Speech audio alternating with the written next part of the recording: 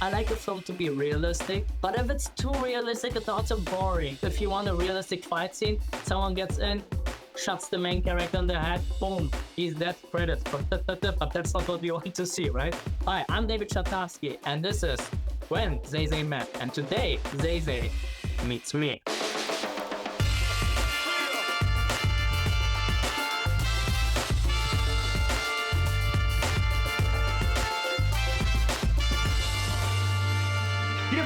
Mi gente, I am Zay Zay, and welcome to When Zay Zay Met. Now, today we are meeting a fantastic actor, director, stunt guru.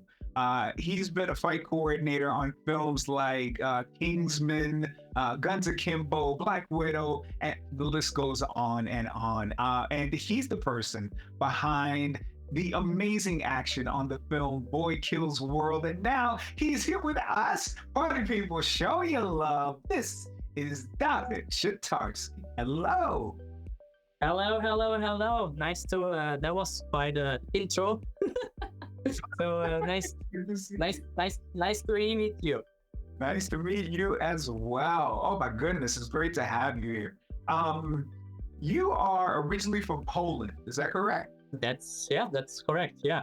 And you have had a fantastic rise from Poland, really throughout the world, all the way to Hollywood.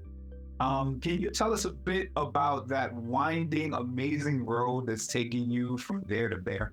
Yeah, I when I was 8, I moved to Germany with my mom, and then I got obsessed with martial arts.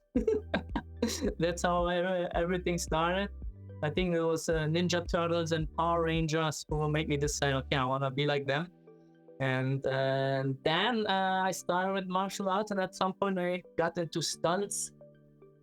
And my first project was in, I think it was on Pandora with Dennis Quaid. I was one of these aliens, and then slowly I moved to Southeast Asia for, I think, 2-3 years. I worked on the Embark 3, so Asian cinema, Bollywood I worked, and then I got into Hollywood thanks to Brad Allen from the Jackie Chan stunt team. I started to work on Kingsman. And just one correction, I wasn't the fight coordinator on Kingsman and on some of the others, but I was part of the choreography and the fight training team. But that was for me the holy grail moment where I discovered my passion for cinematography, where I became second unit on Guns Akimbo for the cocktail sequence, and where I start to develop a lot of purposes and all of that stuff, and where also a lot of passion went into Boy Kills World, which here we are today, right? So yeah. So good. What an amazing rise. It's having practiced nowhere near obviously as much as you, but having practiced, I know that there's a lot of alone time when it comes to practicing and passionately pursuing martial arts. There's a lot of alone time, and I've watched some of your videos, as so many people have, and I've seen some of your early work. A lot of alone time in the woods, in the forest, as well for you. And boy, have you come a long way, right? From the time being spent alone in the forest to lights, camera, action, if you can imagine, right? Yeah. Do you still spend quality time alone with your art? Do you still find value in that alone time? Yeah, I think a lot of things change also spiritually during this time in my life. I think I had like, how to describe it the best? Yeah, like when I watched my videos today, I was like, oh, what was going on in my head?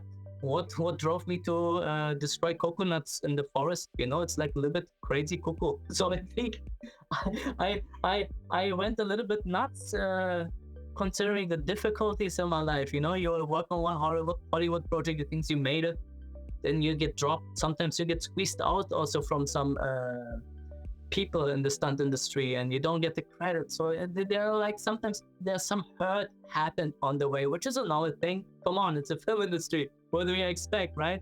So yeah, there were some hardships.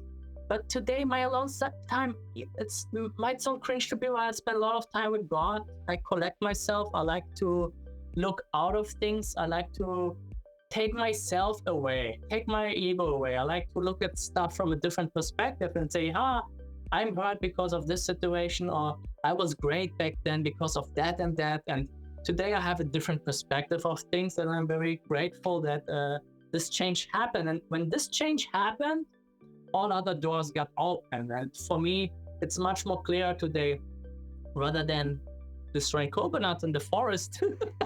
I like to be creative. I love the creation process. I love to be involved and to communicate with the crew on set. I like to talk to actors, and I love to create.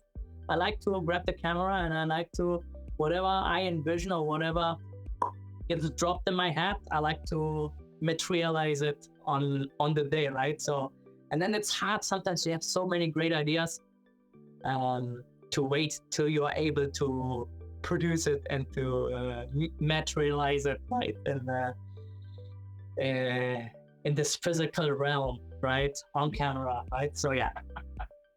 Some of the stuff that you create is so amazing. How do you navigate as someone who creates these amazing scenes? How do you navigate between walking that fine line between the fantastical and making sure you don't pull somebody out of the scene and saying, no, that's not right?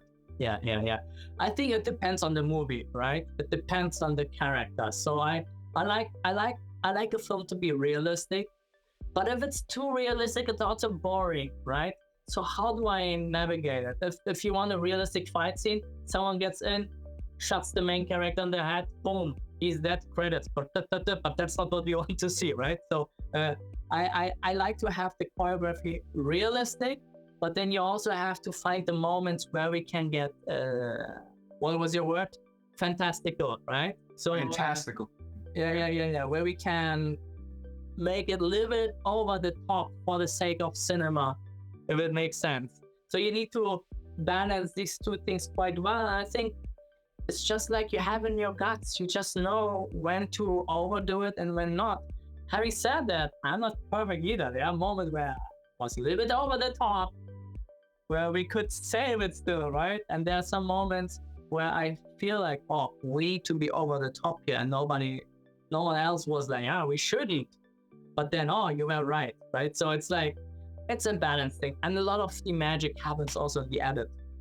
So most of the magic, I would say. I think one thing I'm gifted and cursed sometimes is like, well, with cinema, I watch things and I'm like, I would love to see something like this, but nobody has done it yet, right? So, and I think something I pushed forward was like to blend anime with realism, which was achieved in Voice's world, but I think there's much more to do to perfect it. And don't get me wrong, I'm very critical about my work. I watched Voice's world cinema. That's amazing. I've never seen this, but I think I can push a little bit more. I'm not happy with this, but then you have to learn also to just accept things how they are, and then you just have to enjoy these things also at the same time. Magic indeed, and you, sir, definitely know how to create magic on that screen. So we definitely appreciate you. Okay, do me a favor. 30 seconds. Sell me this movie. Why do I need to watch Boy Kills World? I think if you're interested in a movie, in an action movie that doesn't take itself too serious, but still impacts you on an emotional level with crazy action sequences that have been all created in a very simplistic and organic way that you might be used only to see in anime movies, this sort of camera shots, and you are open to something new, then you should watch this movie. Yeah. You need to watch this movie anyway. Boy Kills World. I absolutely loved it. I enjoyed it so much. And you're in it Definitely a cameo you need to enjoy. He's in. Not gonna tell you where. Not gonna tell you how. I'm just gonna tell you that when this man hits the screen, it is in with a bang. You're definitely gonna enjoy it.